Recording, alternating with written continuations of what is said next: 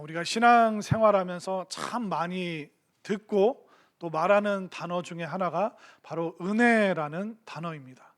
우리가 예배당 들어올 때 또 새가족부 부원들이 또 주보 나눠 주시는 분들이 늘 의뢰하는 인사가 있죠. 은혜 많이 받으세요. 그렇게 인사를 합니다. 또 우리가 예배 끝나고 나가면서 목사님과 인사하면서 오늘 은혜 많이 받았습니다. 오늘도 은혜 많이 받으실 거죠? 제가 기대하겠습니다. 그러니까 우리는 은혜에 대한 이야기를 주고받습니다. 또 교회 이름 중에 은혜교회, 은혜의 교회, 은혜로 교회, 그러니까 은혜라는 이름이 들어간 교회도 많고요.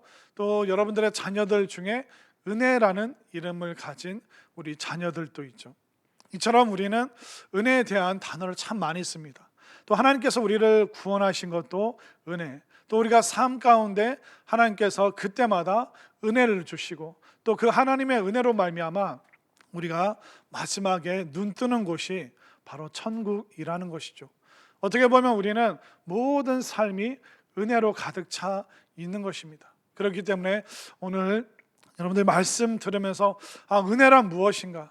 또 내가 어떻게 하면 은혜를 받을 수 있는가? 내가 저 은혜만 받으면 내가 살아날 수 있을 것 같은데 이렇게 소망하시는 분들이 참 많이 있을 텐데 오늘 은혜 풍성히 받는 그 비결을 분명히 배우고 깨달아서 여러분들의 매일의 삶 가운데 평생토록 은혜가 넘치시는 그런 삶을 살아갈 수 있게 되기를 바랍니다. 자, 그러면 우리가 은혜 풍성히 받기 위해서는 어떻게 해야 될까요? 자, 14절 말씀을 한번 볼까요? 자, 14절 말씀 함께 읽습니다. 시작. 그러므로 우리에게 큰 대제사장이 계시니 승천하시니 곧 하나님의 아들 예수시라. 우리가 믿는 도리를 굳게 잡을지어다. 자, 맨 끝에 보면 우리가 믿는 도리를 굳게 잡을지어다. 그러니까 우리가 은혜를 풍성히 받기 위해서는 믿는 도리를 잡는다라고 얘기하는데 이걸 다른 말로 표현하자면 여러분들이 은혜의 길목을 잘 지키고 서 있으면 여러분들은 정말 100%한 사람도 빠짐없이 은혜의 길목을 지킬 때 우리는 은혜를 풍성하게 받을 수 있는 것입니다. 은혜는요 아무데나 그냥 있는 것이 아닙니다. 은혜는 은혜가 흘러가는 그 길목이 있습니다. 그러니까 우리가 은혜가 막 한량없이 흘러내리는 또 흘러오는 그 길목을 딱 지키고 있을 때 우리가 은혜를 받을 수 있는 것입니다. 이것이 바로 믿음의 도리고 우리가 꽉 붙잡아야 될 그 은혜의 길목이라는 것이죠. 제가 얼마 전에 그 어떤 남전도의 분들과 그 식사를 했는데 식사하면서 이런저런 사는 얘기를 하다가 어떤 분이 이제 낚시 얘기를 한 거예요. 그러니까 남자분들이 다 귀가 쫑긋해가지고 낚시 얘기를 막 하시는데 저도 굉장히 재밌게 잘 들었는데 그 중에 낚시해 보신 분들의 얘기가 뭐냐면 민물에서 낚시를 하던 바다에서 배 타고 낚시를 하던 물고기들이 다니는 자리가 있다는 겁니다. 그러니까 더 자세하게 들어보니까 어떤 분이 그 민물 낚시터에서 낚시를 하는데 1m, 2m 떨어진 곳에서는 옆에 있는 그 낚시꾼이라고 하면 조금 그렇고요. 옆에 있는 조사분께서 조사라고 얘기를 합니다. 낚시하시는 분들. 그분은 계속 붕어를 끌어올리는데 한 2m밖에 안 떨어진 본인은 한 마리도 못 잡는 거라는 겁니다. 왜 그런가 봤더니 그분은 물고기가 민물 안에서도 물고기가 다니는 그 길목을 아니까 거기에만 딱 낚싯대를 들이우니까 백발백중 무조건 그 민물고기를 잡아낸다는, 붕어를 잡아낸다는 겁니다. 그런데 또 다른 분이 바다도 마찬가지다는 거예요. 바다 낚싯배를 타보면 어떤 낚싯배를 타면 한 마리도 못 잡는다는 거예요. 그 바다 물고기 많은 바다 위에서도. 그런데 어떤 베테랑 그 선장님의 배를 타면 그분은 물고기들이 다니는 그 물길을 알기 때문에 딱 그 길목에 세워주기 때문에 내리기만 하면 뭐가 올라옵니까? 계속 물고기, 참치도 올라오고 고래도 올라오고. 그거 못 잡나요? 아무튼 그 물고기 길목을 알고 있는 선장님은 거기에 정확하게 배를 대주기 때문에 백발백중 여기서도 엄청나게 잡는다는 겁니다.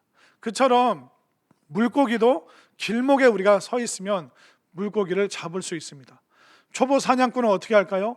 사냥감은 계속 그 뒷공무니만 쫓아간답니다. 근데 베테랑 사냥꾼들은 짐승이, 동물이 다니는 그 길목에 덫을 놓거나 또 어떤 구덩이를 파거나 그런 방식으로 손쉽게 동물을 잡는 겁니다. 물고기 잡을 때도 또 동물을 잡을 때도 그 길목을 지키면 되는 것입니다. 또 여러분들 알래스카에 곰들이 사는 거 알죠? 곰이 겨울 오기 전에 늦가을부터 이 식량을 또 배를 불리기 위해서 이 알래스카 곰들이 연어를 잡아먹습니다. 근데 여러분들 그 다큐멘터리 보면 이 곰들이 강물에 뛰어들어서 연어를 따라가면서 잡는 곰 보셨습니까? 그 곰은 무슨 곰인지 아세요? 미련한 곰. 그래서 미련 뭐라고 하는 말들이 있던데, 아무튼 물 속에서 연어를 잡겠다고 따라가는 곰은 한 마리도 없습니다. 미련한 곰이라는 거예요. 그러면 알래스카 곰들이 어떻게 합니까? 이렇게 여울 같은 데가 있잖아요. 이렇게 돌이 쌓여 있고, 그러면서 이제 폭포는 아니지만 연어들이 점프해서 넘어야 되는 그런 여울들이 있습니다. 거기에 다 이렇게 곰들이 서 있다가 연어가 딱 오르면 어떻게 합니까? 손으로 탁 치면 제깍제깍 그 선자리에서 계속 연어를 잡아 올리는 거죠. 그럼 연어 여러분들 회가 드시고 싶으시면 알래스카 곰 옆에 딱 서 계시면 걔네들이 얼마나 대단한데요. 연어 회 먹고 싶으면 곰 옆으로 가시길 바랍니다. 아멘 하시면 안 돼요. 큰일 나요. 못 봐요 그러면. 설교도 잘 들으셔야 돼요. 곰들이 어떻게 합니까? 곰이 느린 것 같은데도 그 느린 곰이 연어가 올라오는 그 길목에 있으니까 배 굶지 않고 겨울을 준비할 수 있는 것입니다. 이처럼 우리 인생에는 중요한 길목이 있죠. 또 우리가 신앙인이기 때문에 우리가 은혜를 받아야 됩니다. 그 은혜를 받으려면 어떻게 됩니까?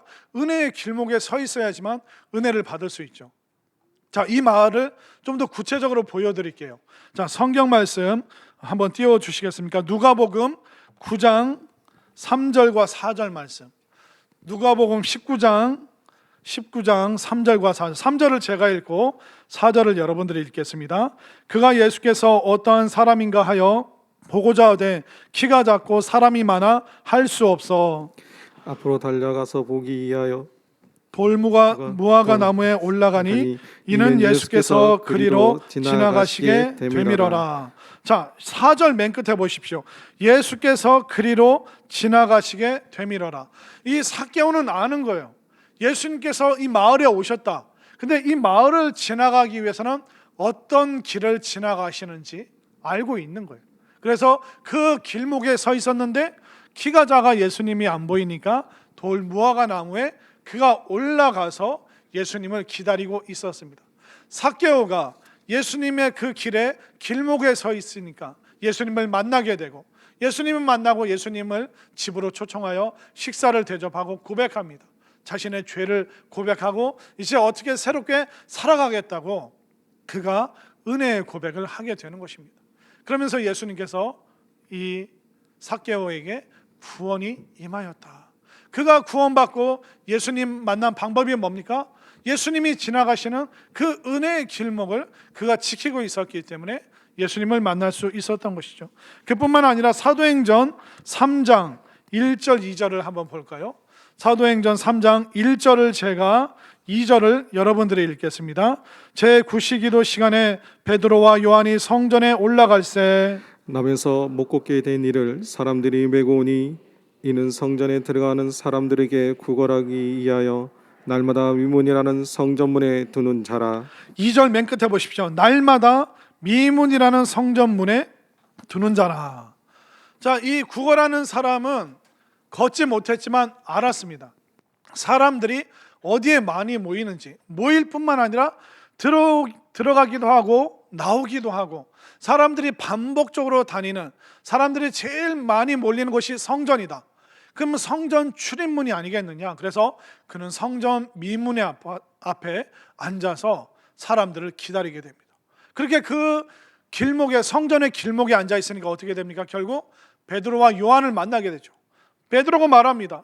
은과 금은 내게 없거니와 내게 있는 바 예수 그리스도의 이름으로 일어나라. 그렇게 꽉 잡고 일어났더니 그가 못 걷던 사람이 서게 됩니다. 걷게 됩니다.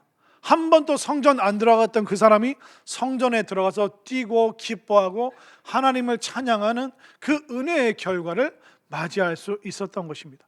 그렇기 때문에 중요한 게 뭘까요? 아무데나 앉아있고 아무데나 돌 무화과 나무에 올라가면 안 되는 겁니다.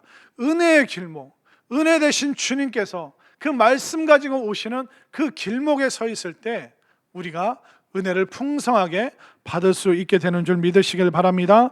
그렇기 때문에 우리 성도들에게 은혜의 길목이 어디입니까? 바로 예배의 자리라는 것입니다. 여러분들이 은혜 받기 위해서 한라산에도 올라가 보고 백두산도 등반을 해보고 동해 바다, 서해 바다, 남해 바다, 떠오르는 일출도 쳐다보고 내려가는 낙조도 바라보고, 물론 그런 자연현상을 통해서도 우리가 은혜를 받을 수 있겠지만 가장 정확하고 확실하고 삭개오가 또 이 성전 미문에 앉아 있었던 그 사람, 정말 세상에 있는 모든 믿음의 사람들이 받았던 그 은혜의 길목은 바로 예배라는 것을 여러분들 분명히 깨달으시길 바랍니다. 은혜는요, 그 예배 이상도 예배 이하도 없는 것입니다. 목회자들이 어디서 은혜 받을까요? 예배 중에 저희들도 말씀 듣다가 은혜 받는 것입니다. 제가 이제 내일부터 갈 그 기도원에 제가 사실 12월에 먼저 전화를 해봤습니다. 1월 달에 언제 집회가 있습니까? 그랬더니 1월 4일 그 주간에 새해 첫 주만 있고 나머지는 집회 없고 개인 기도 시간입니다. 그래서 알겠습니다. 저는 1월 8일 그쪽 두 번째 주간에 갈 것 같습니다. 그러면 이제 전화를 끊었어요.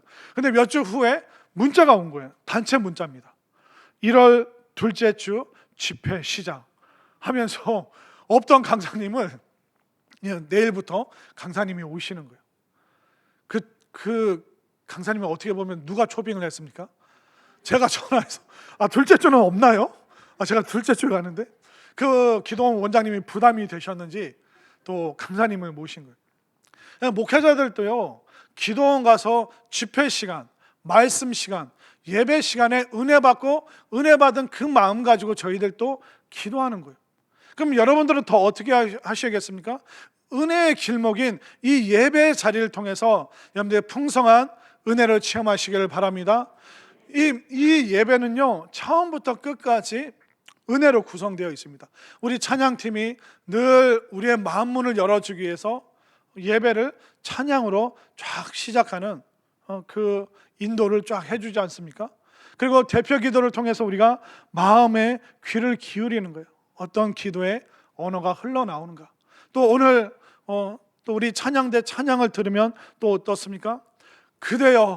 그대들이여 기도할 수 있는데, 그대들이여 용기를 낼 수 있는데, 그럼 찬양을 들으면서 또 은혜의 용기를, 기도의 은혜를 받게 되는 것이죠. 또 이 말씀이 또 정확한 여러분들 은혜의 길목이라는 것입니다. 정말 말씀을 사모하면서 적극적으로, 정말 그 삭개오가 예수님을 기다렸던 그 심정으로 내가 확실한 그 말씀을 붙잡을 때 여러분들의 은혜 충만할 수 있다는 것을 꼭 깨달으시길 바랍니다. 자, 그 14절 말씀, 오늘 본문 14절 말씀 맨 끝에 우리가 믿는 도리를 대충 잡을지어다라고 하나요? 굳게 잡을지어다. 그러니까 이 은혜의 길목에서 우리가 적극적이어야 된다는 거예요. 이 믿음의 도리를 굳세게 확실하게 잡으라는 겁니다.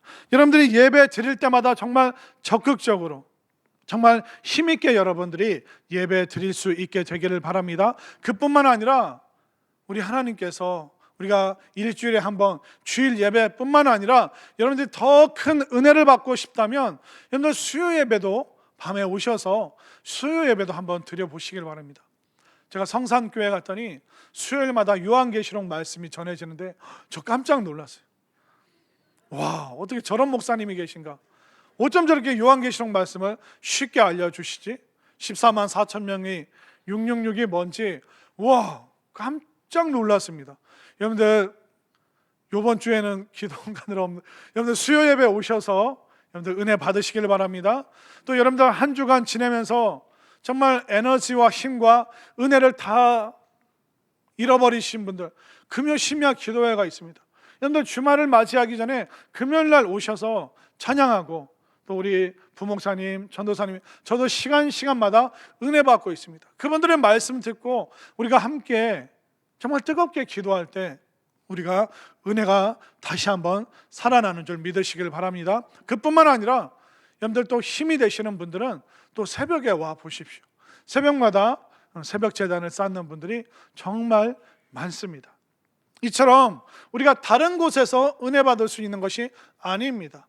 우리가 뭐 동굴을 찾아가고 어디 산에 올라가고 그럴 수도 있겠죠. 그러나 이 예배가 여러분들을 향한 가장 확실한 은혜의 길목이기 때문에 이 예배의 자리를 통하여 또 수요 예배, 금요 심야 기도회, 또 날마다 있는 새벽 기도회, 정말 여러분들이 이 은혜의 길목에 찾아오셔서 하나님이 예비하신 이 풍성한 은혜 받아 누리시기를 바랍니다. 자, 그리고 또 우리가 은혜를 풍성히 받기 위해서는 은혜의 보좌로 나아가야 됩니다. 여러분들 그냥 가만히 앉아 있으시면 안 된다는 거예요. 자, 오늘 본문 16절 말씀, 16절 다 함께 읽겠습니다. 시작. 그러므로 우리는 긍휼하심을 받고 때를 따라 돕는 은혜를 얻기 위하여 은혜의 보좌 앞에 담대히 나아갈 것이니라. 자, 16절 맨 끝에 뭐라고 말하고 있습니까? 은혜를 얻기 위하여 어디로 가라고요? 은혜의 보좌 앞에 담대히 나아갈 것이니라. 아까 믿음의 도리를 굳게 잡으라고 그랬잖아요. 또 16절에서 뭐라고 그러니까 은혜의 보좌 앞에 적극적으로 담대하게 나가라고 분명히 말하고 있습니다. 은혜는 여러분들이 감나무 밑에 누워 있는다고 그냥 떨어지는 게 아닙니다. 은혜는 어떻게 됩니까? 우리가 적극성을 띌 때, 우리가 담대하게 굳세게 확실하게 나아갈 때 이 은혜가, 이 예비된 은혜가 여러분들에게 전달되는 것입니다. 그렇기 때문에 은혜의 보좌로 나와라, 성경이 말하고 있습니다. 이 은혜의 보좌가 어디냐면요, 자, 예루살렘 이 성전에는 4개의 뜰이 있었습니다. 먼저 맨 바깥에 있는 이방인의 뜰, 그리고 여인들의 뜰, 그리고 유대인들의 뜰, 또 맨 안쪽에는 대제사장의 뜰이 있었습니다. 이 맨 안쪽에 있는 이 대제사장의 뜰이 뭐냐면 지성소를 말하는 겁니다. 대제사장만이 들어갈 수 있는, 1년에 한 번 들어갈 수 있는 그 지성소가 있는데, 그 지성소 안에는 법궤가 있습니다. 그리고 법궤를 덮는 뚜껑이 있습니다. 이 법궤를 덮고 있는 이 뚜껑을 또 다른 말로 시은좌라고 얘기를 합니다.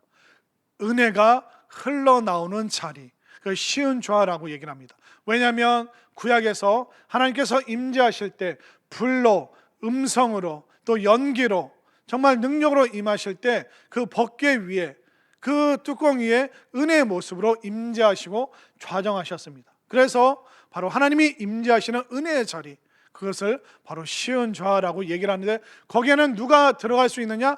1년에 한 번 대제사장만이 들어갈 수 있는 그 자리예요. 그런데 여러분 모두도 그 시은좌, 은혜의 보좌로 담대하게 겁먹지 말고 두려워하지 말고 와라라고 말씀하고 있습니다. 왜 그럴까요? 그 시은좌 은혜의 자리는 대제사장만이 들어갈 수 있었는데, 우리의 대제사장 되시는 예수님께서 십자가의 죽으심으로 말미암아 어떻게 되었습니까? 그 지성소에 있던 휘장이 위에서부터 아래로, 아래에서부터 위가 아니라 위에서부터 아래로 쫙 찢어지면서 모든 사람들이 바로 하나님 앞으로 나갈 수 있는 그 은혜의 통로, 그 은혜의 다리를 예수님께서 십자가로 우리에게 만들어 주셨다는 것입니다. 그렇기 때문에 예수님의 은혜로 말미암아 우리가 은혜의 보좌, 그 시은좌, 그 자리로 나아갈 수 있습니다. 그러니까 이제 그 은혜의 자리가 열렸는데 사람들이 두려워하는 거예요. 담대함이 없는 거예요. 우리 들어가면 어떻게 되는 거 아닌가? 그 거룩한 자리에서 우리 죄인인 우리가 죽는 거 아닌가? 그게 아니라 예수님께서 열어놓으셨고, 이제 하나님께서 모든 사람들을 예수님 만나듯이 우리를 만나 주시겠다 말씀하셨기 때문에 여러분들이 이 예배의 자리로, 은혜의 자리로 힘있게 자신 있게 담대하게 여러분들이 늘 달려올 수 있게 되기를 바랍니다. 자, 그런데 문제는 뭐냐면 하나님께서 이 은혜의 자리를 활짝 열어주셨는데 너무나도 많은 사람들이 하나님 만나기를 꺼려한다는 겁니다. 아니, 은혜의 자리를 하나님께서 펼쳐놓으셨는데 왜 성도들이 은혜의 자리에 오기를 꺼려할까요? 어떤 분은 저한테 그래요. 목사님, 신앙생활은 대충 해야 될 것 같아요. 왜요? 신앙생활 열심히 하면 은혜 받잖아요. 막 은혜 받으면 마음이 뜨거운데 은혜 받았을 때 하나님이 야 아무개야 너 선교사로 가라, 너 신학교 가라. 그러면 어떻게 해요? 그래서 목사님, 저도 신앙생활 대충 하고 있고요, 저희 애들한테도 야 청소년부 그 너무 열심히 하지 마. 너 열심히 막 기도하고 막 은혜 받고 막 신학교 갈 생각하지 마. 자기가 자식한테 그렇게 얘기를 한다. 여러분들 이해가 되십니까? 이해가 되시나 보네요. 다 똑같은 마음이에요. 또 어떤 믿지 않는 남편은 아내가 교회 갈 때 확실하게 약속을 받는답니다. 무슨 다짐을 받냐면, 여보 당신 오늘 교회 가서 은혜 많이 받지만 당신 또 은혜 받으면 지갑 열어가지고 다 또 하나님 앞에 드릴 거 아니야. 그러니까 오늘 은혜 많이 받지 말고 은혜 대충 받아. 아니 이 안 믿는 남편들도 알아요. 은혜 받으면 어떻게 되는지. 여러분들 은혜 받으면 여러분들 삶이 위험해집니까? 하나님께서 여러분들 위험한 자리로 내모실까요? 정말 은혜 받고 우리는 삶이 더 어려워질까요? 절대로 그렇지 않다는 거 너무나도 여러분들 잘 알잖아요. 그러나 너무나도 많은 성도들이 은혜 받으면 하나님께서 나에게 부담을 주실까 봐, 은혜 받으면 내가 더 많은 것을 헌신해야 될까 봐 겁을 먹는 분들이 너무나도 많습니다. 그러나 여러분들 절대로 그러지 마시기 바랍니다. 은혜 받는데 여러분들 겁내지 마시길 바랍니다. 여러분들 담대히 은혜의 자리에 나와서 은혜를 충만하게 받으시길 바랍니다. 왜 이렇게까지 얘기하냐면 우리 성도님들이 100명이 있으면 100명이, 1000명이 있으면 1000명이 다 너무나도 은혜 받는 스타일이 다른 거예요. 제가 어떤 글을 보니까 재미있는 글이 있던데, 그 글에 보면 어떤 성도님들은 교회 출석 도장만 찍는다는 거예요. 하나님 저 왔어요 하고 쌩 사라지고, 어떤 분은 교회 문턱만 살짝 건넜다가 은혜 받을까 봐 또 후다닥 사라지시는 그런 분들도 있고, 그래서 그렇게 여러 종류의 성도님들이 계신데 이게 종류별로 정리된 게 있더라고요. 한번 들어보세요. 제목이 교인의 종류입니다. 첫 번째, 달구지 교회. 달구지 교인이 뭐냐면 누가 밀어주지 않으면 전진하지 않는 교인. 강아지 교인, 줄곧 토닥거려 주어야 만족하는 교인. 그러니까 우쭈쭈 안 하면 늘 불평불만을 토해낸다는 거예요. 럭비공 교인, 알겠죠? 어디로 튈지 알 수 없는 교인. 풍선 교인, 잔뜩 부풀어 있어서 언제 터질지 모르는 교인. 종이 교인, 이게 저는 이해를 못했어요. 종이 교인, 이게 뭐냐면 비만 내리면 축 처져서 바닥에 붙어서 교회 나올 생각이 없는 교인. 핸드폰 교인, 예배 중에 뭐가 그리 바쁜지 문자로 계속 뭔가 주고받는 교인. 운동선수 교인, 교회 체육대회 날에만 나오는 교인. 시험 채점 교인, 설교 시간에 점수 매기는 교인. 묵상 교인, 설교만 시작되면 고개 숙이고 조는 교인. 옆에 묵상하는 교인이 있나 한번 살펴보세요. 그리고 마지막으로 주랭랑 교인, 축도도 안 받고 도망치는 교인. 이렇게 다양한 교인. 그러니까 은혜만 받으면 되는데 은혜 안 받으면 이런 부족하고 연약한 모습들이 우리들에게 너무 많다는 것입니다. 여러분들 하나님께서 여러분들 만나기를 원하신다는 거 여러분들 믿으세요? 하나님께서 여러분들 기다리고 계십니다. 그 하나님 앞으로 어떻게 해야 될까요? 우리가 담대히 은혜의 보좌로 우리가 나와서 정말 하나님께서 예비하신, 준비하신, 또 우리를 위해서 마련해 두신 그 은혜를 여러분들이 풍성하게 받으시기를 바랍니다. 이게 바로 하나님의 바람이고 소망이기 때문에 여러분들이 은혜 풍성히 받는 그 은혜 보좌로 나오기를 원하시기 때문에 여러분들이 정말 결단해서 여러분들 수요 예배도 금요 심야 기도회도 또 새벽 기도에도 나와보고, 또 우리가 앞으로 부흥성회를 하고 또 특별 새벽 기도를 할 때 정말 여러분들이 그 은혜의 보좌를 잘 지킬 수 있게 되기를 바랍니다. 그리고 세 번째, 우리가 은혜를 풍성히 받기 위해서는 갈망하는 기도가 반드시 수반되어야 됩니다. 자, 16절 말씀을 다시 한번 보겠습니다. 16절 말씀 다시 한번 시작. 그러므로 우리는 긍휼하심을 받고 때를 따라 돕는 은혜를 얻기 위하여. 자, 거기까지요. 뭐라고 말합니까? 때를 따라 돕는 은혜를 얻기 위하여. 은혜는요, 크게 두 가지입니다. 첫 번째는 공평한 구원의 은혜가 있습니다. 이 구원의 은혜는 공평해요. 믿는 사람 누구나 하나님 백성 되는 겁니다. 외모, 피부색, 인종, 성별, 나이 구분 없습니다. 이 구원의 은혜는요, 공평한 은혜예요. 모든 사람에게 다 주시는 것입니다. 그런데 은혜 중에 불공평한 은혜가 있습니다. 그 은혜가 뭐냐면 바로 때를 따라 돕는 은혜입니다. 이거는 누가 받느냐? 구하는 사람이 더 받는 은혜입니다. 자, 한번 따라하겠습니다. 불공평한 은혜, 때를 따라 돕는 은혜, 구하는 사람이 더 받는 은혜. 이 때를 따라 돕는 은혜라는 것은 뭐냐면 우리가 필요한 때 하나님의 도움을 받을 수 있다는 것입니다. 하나님께서 제때에 우리가 뭔가 필요로 할 때 그때 하나님께서 채워주시는 은혜가 있다는 것입니다. 근데 이것을 기복주의랑 여러분들 헷갈리시면 안 됩니다. 기복주의는 뭡니까? 내 욕심껏, 내 욕망껏, 나에게 필요하지 않는데도 내가 원하니까 무조건 달라고 떼쓰는 것을 기복주의라고 이야기를 하는 겁니다. 아이들이 갓난애기인데 칼을 주세요, 자동차를 사주세요, 이거는 말이 안 되는 거잖아요. 그렇기 때문에 우리가 너무 과한 욕심과 욕망 속에서 하는 그 기도를 기복주의 기도라고 합니다. 그러나 때를 따라 돕는 은혜는 뭐냐면 하나님께서 제때 우리가 필요로 할 때 그것을 제공해 주시는 은혜예요. 여러분들의 아이들을 한번 생각해 보십시오. 여러분들 애가 지금 뭘 먹어야 되는데 냉장고를 열어보니까 먹을 게 없어요. 그럼 어떻게 합니까? 슈퍼마켓 막 뛰어가지 않습니까? 그래도 구할 수 없으면 여러분들이 온라인 쇼핑몰에 주문을 해서 하루 이틀 안에라도 빨리 받아서 아이들에게 제공을 해줍니다. 왜? 제때 그것을 공급하지 않으면 성장하지 못하기 때문에, 성숙하지 못하기 때문에 어떻게 해서든 그 부모가 아이에게 정확하게 그 필요한 것을 제공해 줍니다. 하나님께서도 마찬가지입니다. 하나님께서 우리에게 필요로 하는 게 있어요. 우리에게 꼭 필요한 게 있습니다. 하나님께서는 여러분들이 원하시는 것을 주시기도 하시지만 하나님께서는 여러분들에게 꼭 필요한 것, 지금 고난의 때에 은혜가 필요한 사람들 얼마나 많습니까? 지금 고난의 때에 은혜가 필요한데 여러분들이 엉뚱한 거 한번 구해 보십시오.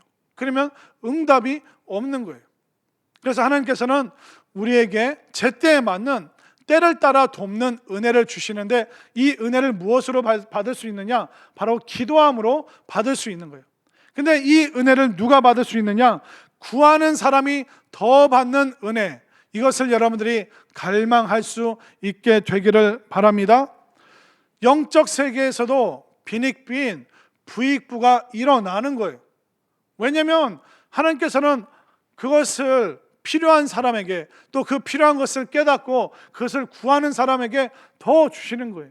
은혜 위에 은혜로라. 그뿐만 아니라, 자, PPT를 한번 볼까요?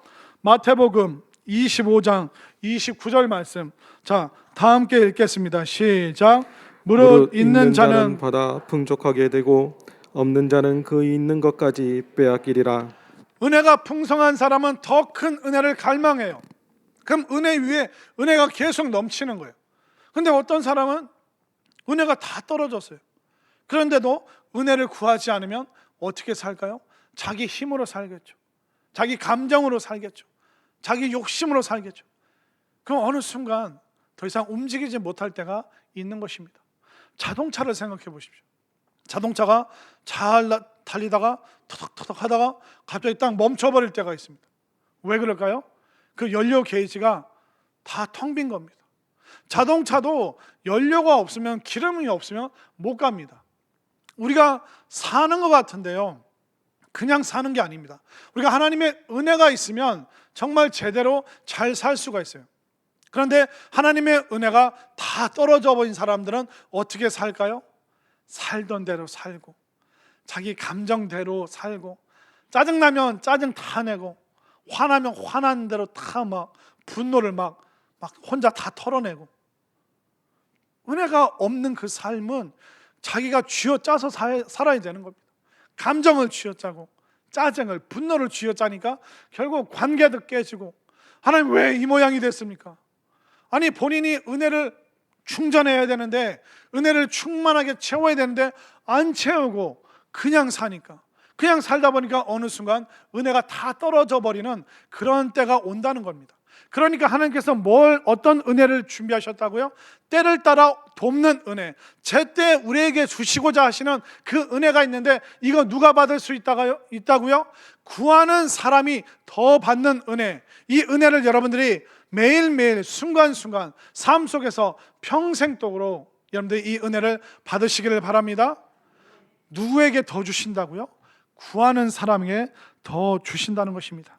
자, 그래서 또 한번 말씀 하나 더 보겠습니다. 야고보서 4장 2절 말씀, 야고보서 4장 2절 함께 읽겠습니다. 시작. 너희는 욕심을 내어도 얻지 못하여 살인하며 시기하여도 능히 취하지 못함으로 다투고 싸우는도다. 너희가 얻지 못함은 구하지 아니하기 때문이요. 아멘인가요? 여러분들, 하나님 앞에 구하시기를 바랍니다. 물론 우리가 처음부터 완벽한 기도를 할 수는 없어요. 이거 주세요, 저거 주세요. 그런데 은혜를 구하면서 이거 주세요, 저거 주세요 기도하다 보면 우리의 기도의 수준이 높아집니다. 우리의 기도의 수준이 높아지면 응답의 수준이 어떻게 될까요? 응답의 수준이 더 높아지는 거예요. 여러분들 잘 아셔야 될 게 뭐냐면, 우리에게 복 주시는 분이 누구신가 잘 아셔야 됩니다. 여러분들 올해도 시작하면서 복권을 놓고 기도하신 분 있죠? 여러분들 복권 당첨되시면 꼭 연락 주시기 바랍니다. 연락 안 하실 거예요? 배신감, 상처받았어요. 많은 분들이 정말 일확천금이 떨어졌으면 좋겠다, 복권이라도 됐으면 좋겠다 갈망하시는 분들 참 많은데요, 여러분들 하나 더 아셔야 돼요. 복의 근원이 바로 하나님이신 줄 믿으시길 바랍니다.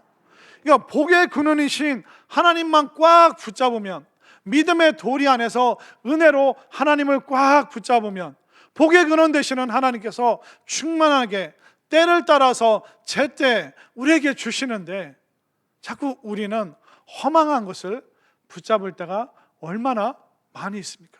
여러분들, 복의 근원 되시는 하나님께 여러분들 간구하고 기도하시기를 바랍니다. 복의 근원 되시는 우리 하나님 앞에서 때를 따라 돕는 그 은혜를 더 여러분들이 기도할 수 있게 되기를 바랍니다. 결국 여러분들이 기도하는 그 수준만큼 응답받는 거예요. 여러분들, 기도의 수준이 응답의 수준이라는 거예요. 그런데 필요를 위해서 계속 기도하다 보면 우리의 기도가 점점 수준이 높아집니다. 우리가 어떤 기도하게 되는지 아세요? 하나님, 정말 모든 것이 은혜입니다. 하나님은 옳습니다. 하나님의 말씀이 옳습니다. 정말 나는 아니고 하나님은 맞습니다. 나는 노고 하나님이 예스입니다. 그런 분들의 기도, 그런 분들의 삶을 한번 살펴보십시오. 삶은 똑같이 어려워요. 교회 안 나와주는 자녀들이 있죠. 또 자녀들의 삶이 지금 어려움과 곤란함에 처해 있죠. 그럼에도 불구하고 은혜 충만한 분들은, 은혜를 사모하는 분들의 기도는 달라요. 하나님, 그럼에도 불구하고 하나님께서 도우시고 인도하시고 함께 하실 줄 믿습니다. 하나님, 베풀어 주신 은혜도 감사한데 더 큰 은혜를 사모합니다. 그분들은 현실이 어려워요.